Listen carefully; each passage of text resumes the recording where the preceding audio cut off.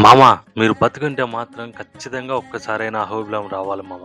ఎందుకంటే ప్రకృతి అందాలు, నల్లమల ఫారెస్టు, చుట్టూ పచ్చని పొలాలు, ప్రకృతి అందాలన్నీ ఇక్కడే ఉన్నాయి మామ.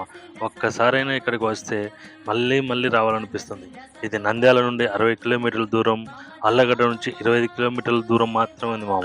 అహోబిలం వెళ్ళాలంటే ముందుగా దిగువ అహోబిలం వెళ్ళాలి. దిగువ అహోబిలం వెళ్ళగానే మనకు గరుత్మంతుడు స్వాగతం పలుకుతాడు. అక్కడి నుంచి 8 కిలోమీటర్లు ఈ దట్టమైన అడవిలో నల్లమల ఫారెస్ట్‌లో వెళ్ళాలి. ఇక స్వామివారి విశిష్ట గురించి తెలుసుకోవాల్సి వస్తే, దట్టమైన నల్లమల్ల అడవుల్లో వెలిసిన ఉగ్ర నరసింహుని స్వరూపమే అహోబిలం. దీనినే నవనరసింహ క్షేత్రంగా పిలుస్తారు. స్థల పురాణం ప్రకారం శ్రీ మహావిష్ణువు రాక్షసుల రాజు అయిన హిరణ్యకశిపుని సంహరించుటకు సగం మనిషి రూపం, సగం సింహ రూపంలో అవతరించడం జరిగింది.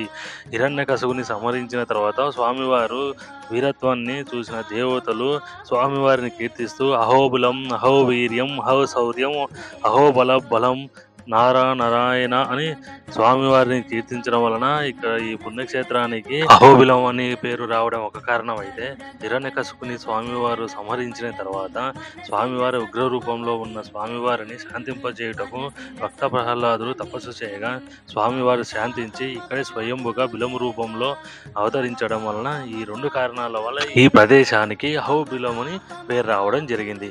ఇక్కడే స్వామివారు 9 అవతారాల్లో నవనారసింహులుగా 9 ప్రదేశాల్లో అవతరించడం జరిగింది. మనం ఎగువ అహోబిలం క్షేత్రానికి రాగానే మనకు మొట్టమొదటిగా భైరవ గృహ కనిపిస్తుంది. అక్కడ నుండి కొంచెం ముందుకు రాగానే మనకు పురాతన కోనేరు అయినా కనిపిస్తుంది.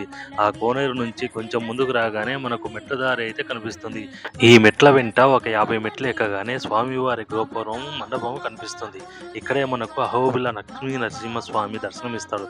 స్వామివారి దర్శనం అయిపోయిన తర్వాత మేమైతే పామలేటయ్యకు వెళ్ళాలనుకున్నాము. అక్కడికి వెళ్ళాలంటే అడవిలో 10 కిలోమీటర్లు వెళ్ళాలి. ఆ వివరాలని ఇంకో వీడియోలో మీకు చూపిస్తాము.